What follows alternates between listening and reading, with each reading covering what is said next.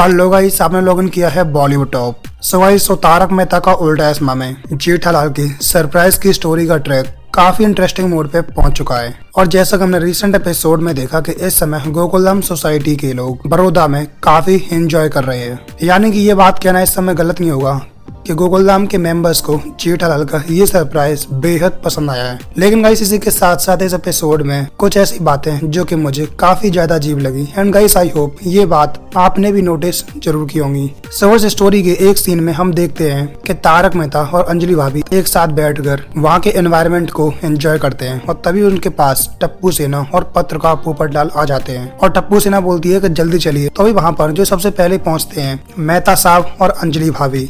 और उसके कुछ देर बाद डॉक्टर हंसराज हाथी और बबीता जी आती हैं। और उसके बाद पत्रकार पोपटलाल आता है। तो ये एक बात समझ में नहीं आई, जब मेहता साहब, अंजलि भाभी और पोपटलाल टप्पू सेना साथ साथ चले थे तो आखिरकार पोपटलाल कहाँ चला गया। और उसके बाद भी मेहता साहब, अंजलि भाभी के आने के बाद ही टप्पू वहाँ पर आता है। तो ये आखिरकार ये सभी लोग जब एक साथ वहाँ से निकले थे तो आखिरकार ये बीच में कहाँ गायब हो गए।